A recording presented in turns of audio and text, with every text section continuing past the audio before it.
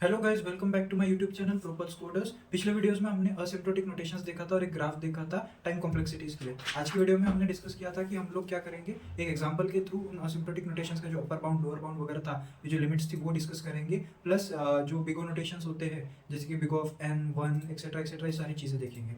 अब जो हम लोगों ने अपर बाउंड और लोअर बाउंड देखे थे कल के इसमें, जैसा बिगो नोटेशन जो होता है वो अपर बाउंड्स के बारे में डील करता है, और जो ओमेगा नोटेशंस होता है वो लोअर बाउंड के बारे में डील करता है। ठीक है, ये आ गया बिगो और ये आ गया ओमेगा। ऐसे ये दोनों एक एक स्पेसिफिक बाउंड्स के बारे में डिफाइन करते हैं। अब अपर बाउंड माने क्या है, ये क्या डिफाइन करते हैं? बिगो अपने को ये एक आइडिया देता है कि कोई अल्गोरिदम वर्स्ट केस में कितने टाइम तक चल सकता है। फॉर एग्जाम्पल, अगर मैं यहाँ पर मान लो मेरे पास एक लिस्ट है 1 2 3 4 और ये 5 एटम्स की मेरे पास लिस्ट है, तो अगर मैं इस पर कोई सर्चिंग अल्गोरिदम लगाऊंगा, मान लो कि मुझे 5 का वैल्यू सर्च करना है, 5 सर्च करना है इस लिस्ट में पूरे। ठीक है, तो अगर मैं एक अल्गोरिदम बनाऊंगा तो क्या करूंगा, सबसे पहले 5 को पकड़ूंगा, 5 को लेके जाऊंगा 1 के पास, 1 पे देखूंगा 1 इज एक्जैक्टली इक्वल टू 5 है क्या, नहीं। फिर मैं जाऊंगा 2 के पास, वैसे ही मैं जाऊंगा 3 के पास, फिर मैं जाऊंगा 4 के पास और फिर मैं आऊंगा 5 के पास। तो एट वर्स्ट केस मुझे कितना बार इसको कंपैरिजन करना पड़ रहा है? 5 बार। 5 को ढूंढने के लिए मुझे यहाँ पर कितने कंपैरिजन, 1 2 3 4 और 5, पांचवें कंपैरिजन में मुझे मिलता है कि हाँ 5 मुझे यहाँ पर मिल गया। तो फिर मुझे वो एल्गोरिदम कितने 5 बार आइटरेट करना पड़ा, 5 बार मुझे उस एल्गोरिदम को डिफाइन करना पड़ा। और वही अगर मैं इस लिस्ट की साइज देखूँ तो क्या है इस लिस्ट की साइज, इस लिस्ट की साइज है 5। अगर मान लो ये लिस्ट मेरी n साइज की होती और मुझे लास्ट में का कोई एलिमेंट ढूंढना होता, तो उस वक्त क्या रहता, मेरी वो लिस्ट की साइज n लिस्ट की साइज रहती, और वो एल्गोरिदम मेरा कितने टाइम के लिए चलता था, n टाइम के लिए चलता था। यानी कि लिस्ट की जो साइज थी वो रहती n, और एल्गोरिदम टाइम कितना रहता था, n। तो फिर लिस्ट के साइज के ऊपर से वर्स्ट केस में अपन कितना टाइम उस एल्गोरिदम को चलाएंगे, तो वो होता है big O of n। Big O of n माने क्या, मैक्सिमम कितने लिमिट तक वो एल्गोरिदम चलता रहेगा। जैसे यहाँ पर अपने को लास्ट का एलिमेंट ढूंढना था, तो फिर जो अपन ने सर्चिंग एल्गोरिदम लगाया इस लिस्ट पे, वो जितने भी एलिमेंट्स लिस्ट में प्रेजेंट रहेंगे उतने नंबर ऑफ एलिमेंट्स के लिए वो एल्गोरिदम चलेगा। जैसे यहाँ 5 के लिए 5 बार चला था वो एल्गोरिदम, वैसे ही n नंबर ऑफ एलिमेंट्स के लिए बिग ऑफ n टाइम चलेगा वो एल्गोरिदम। इसी को अपन कहते हैं मैक्सिमम, यानी कि वर्स्ट केस में ये एल्गोरिदम चलेगा बिग ऑफ n टाइम्स। इसीलिए अपन इसको अपर बाउंड कहते हैं कि मैक्सिमम जो एल्गोरिदम है वो चलेगा n नंबर ऑफ टाइम्स ही, उससे ज्यादा नहीं चलेगा। अगर यहाँ पर मैं सर्चिंग करूंगा तो ये 5 ही बार सर्च करेगा, ये छठी बार सर्च नहीं करेगा। 5 को ये कहीं और नहीं ढूंढेगा, 5 बार ही ढूंढेगा, 1 2 3 4 और 5 इनके बीच ही ढूंढेगा, ये छठी बार नहीं ढूंढेगा। सिमिलरली जैसे अपन ने बिगो का देखा कि अपर बाउंड यानी कि वर्स्ट केस में डील करता है, वैसे जो ओमेगा होता है ये बेस्ट केस में डील करता है। लोअर बाउंड माने क्या, बेस्ट केस सिनारियोस। जैसे कि अब मान लो मुझे इस लिस्ट में से 1 ढूंढना है।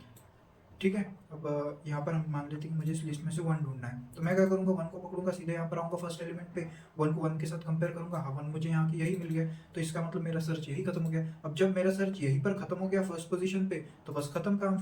फिर मैं क्यों जाऊँ आगे, क्यों सर्च करूँ? फिर मैं ये 2 के साथ 3 के साथ 5 के साथ क्यों देखूँ?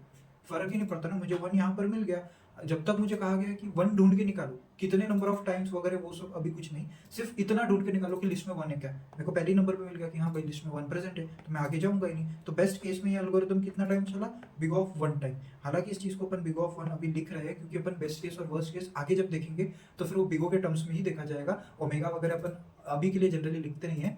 मीनवाइल जो बिगो होता है अपना, अपन जब भी एल्गोरिदम्स अभी देखेंगे आगे आगे तो उसको बिगो के टाइम्स में लिखेंगे, यानी कि वर्स्ट केस में वो एल्गोरिदम कितना चलेगा ऐसा ही लिखेंगे। अगर यहाँ पर मैं इस एल्गोरिदम का, अगर मान लो मैं यहाँ पर एक लिस्ट में सर्चिंग एल्गोरिदम लगाऊं, तो सर्चिंग एल्गोरिदम यहाँ पर मैं लगाऊंगा तो फिर मुझे बेस्ट केस कितना मिलेगा, ओमेगा ऑफ 1। वर्स्ट केस कितना मिलेगा, बिग ऑफ n।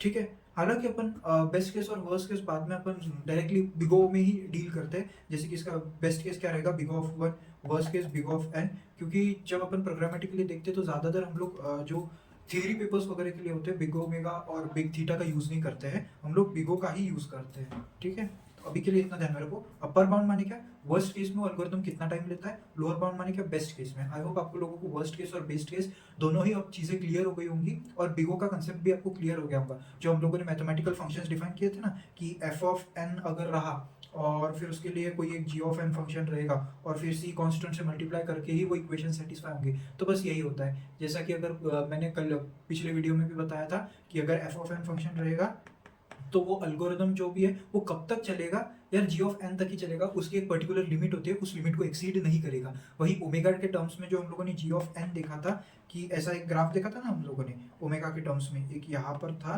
कुछ जी ऑफ एन और एक यहाँ पर ऐसे था एफ ऑफ एन।